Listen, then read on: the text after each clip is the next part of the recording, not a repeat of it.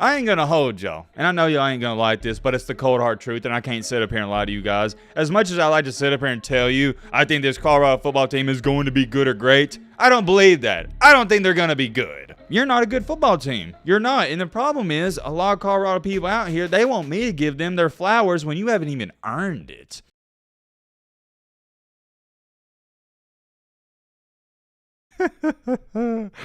Oh man, it's about time to piss some people off, but hey, it is what it is. With the Colorado fan base, I wouldn't even say it's a love-hate relationship. I would say it's 99% love, and the 1% hate, it doesn't even come from me, it comes from you guys, the Colorado fans. Throughout this entire Neon, Deion, Coach Prime, Deion Sanders, whatever you want to call it, drama series that has been going on the past several months, the only thing that me and Colorado fans have disagreed upon is the record. I've stated numerous times, I don't think Colorado's going to be good in the first year. I think in the second year, yeah, we can talk about going like 8-5, or my bad, 8-4, maybe potentially 9-3, or probably realistically 7-6, or not 7-6, that's with the bowl game, but 7-5. You get what I'm trying to say?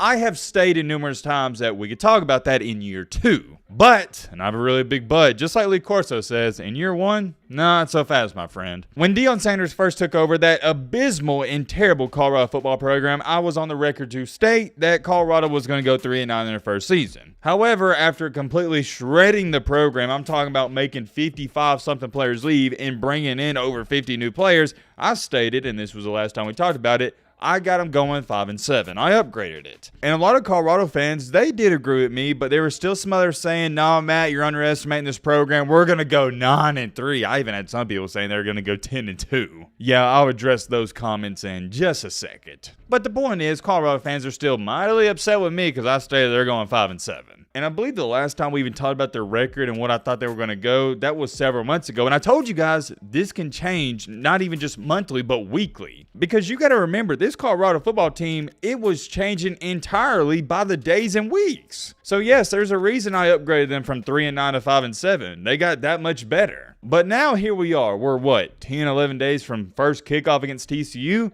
A lot has changed in the past couple of months as well. So in today's video, the premise is relatively simple. I'm going to give you my final verdict and my final prediction on Colorado's football record. The season's right around the corner. It's really sneaking up on us, so lock this in. This is my final prediction. This is the one and only topic we're going to be talking about in today's video. As always, if you're new to the channel or simply you've been watching and you're not subscribed, what are you doing? Consider joining our amazing college football community. That is, if you like college football. All right, Matt, blah, blah, shut the crap up. Now, without further ado, let's get into it.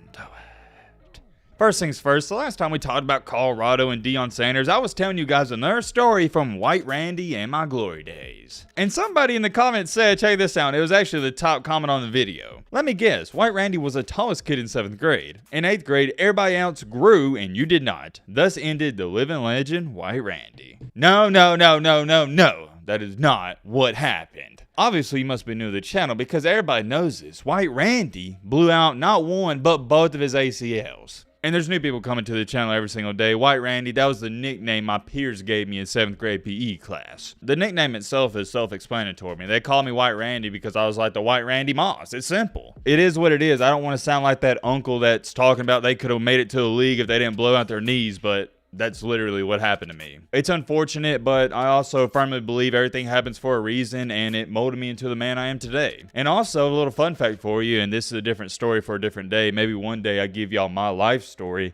If I would have never tore my first ACL, I would have never even started YouTube. But to reply to this comment, no, I was never the tallest kid in 7th grade. I think I peaked down. I think I was like 6'1" in 8th grade, and that's what I'm currently at now. Look, man, I'm going to say this and we got to get a move on. They didn't call me the White Randy because I was tall. They called me the White Randy because I had a 34-inch vertical. And to go on top of that, I was just known for jumping over people and mossing them. Ah, man, brings back so many good memories. I remember one time in 7th grade PE class, we was on the 12-yard line, and I told the guy who was the quarterback, I don't even know who it was, one of my buddies, hey, man, throw it up. I'm doing a goal line fade. I froze my defender with a little in and out move, and I had him beat by like 3 yards, but guess what?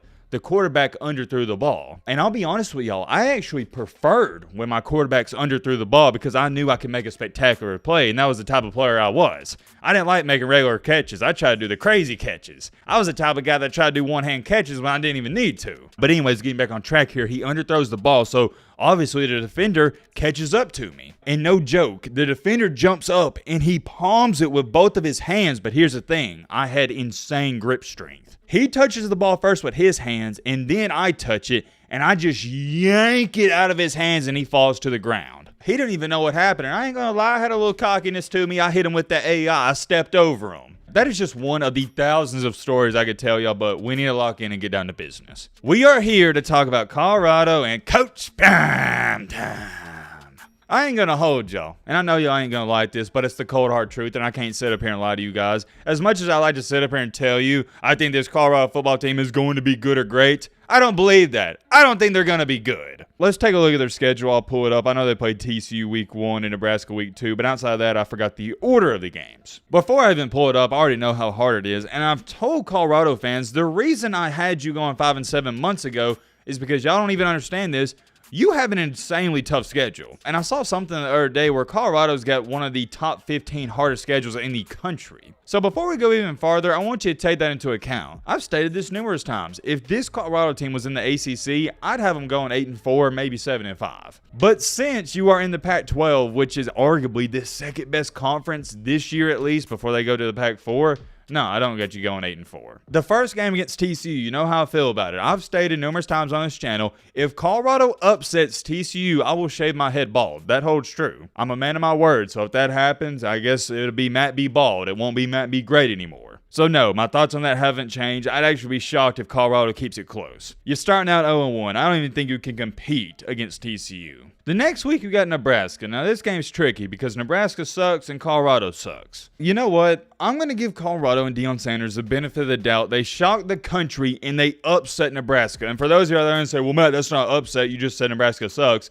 Nebraska is currently a 10-point favorite. Yeah, that's an upset, a big upset. I'll give you the benefit of the doubt there. You're 1-1, and I'll also say, hey, you beat Colorado State. You are 2-1. Well, then you got a brutal 2-game stretch coming up. You got to go to Eugene, Oregon, and you got to play USC. You have no chance whatsoever of beating Oregon in Oregon, and you're not going to beat Caleb Williams. So you're 2-3. Let's not waste no time there. You're 2-3. Then you got Arizona State and Stanford. I'll give you the benefit of the doubt here. Let's say you split these games. So now you're 3-4. Well, then you got UCLA. That's a solid team, and you got to go to them. I don't see you beating UCLA. You're 3-5. Then you got Oregon State. You're probably not beating Oregon State. That is a very solid team. 3-6. And here you are. You're heading into your last games 3-6. You got Arizona, Washington State, and Utah. Yet again, Utah, really good team. You got to go to there. You're not beating them. So right then, there and alone, you're 3-7 with 2 games left that we're going to talk about. Arizona, Washington State. Best case scenario, you win both of these games, and I'll give them to you. But still, look, guys, that's 5-7. I don't think a lot of people understand for Colorado to go 5-7 with this schedule is actually not that bad. I'm not going to say it's good, but it's average.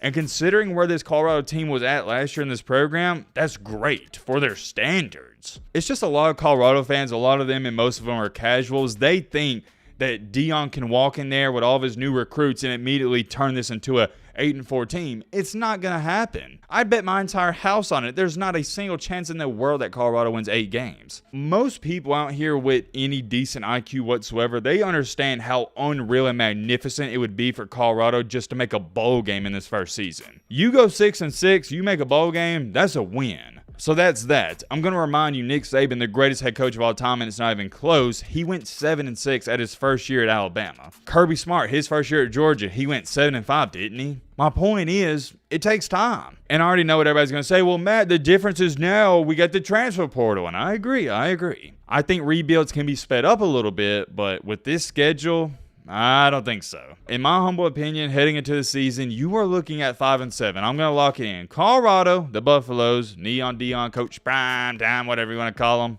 5-7. Y'all ain't going to like that, but it's the truth. And you need to come to terms with reality, Colorado fans. You're not a good football team. You're not. And the problem is, a lot of Colorado people out here, they want me to give them their flowers when you haven't even earned it. Why should I immediately say Colorado should go 8-4, 9-3 when you haven't even proved a single thing to me? Trust me, I'll be the first person to give you credit when it's due, and I'll be the first person to give you flowers when you earned them, but you haven't earned them. You go out there and upset TCU or play them close. You go out there and upset Nebraska, and you go out there and beat Colorado State. You start the season 3-0 heading into Eugene, Oregon, then we can talk. But until then, nah, I ain't giving you no credit. Don't get it twisted. I love Coach Prime. I love everything he's doing, but You got to earn it. And I'll tell you this much, Colorado fans, you're going to get my live reaction to that Colorado TCU game in the man cave. And if you get blown out, you might not want to watch that video because I'm going to let you hear it. At the same time, though, if Colorado upsets TCU, that's going to be an interesting video, won't it? At the end of the day, though, I am beyond excited to see this Colorado football team play, and I think everybody is. I can't get enough of them, man. I can't get enough. Let me know your thoughts down below. But,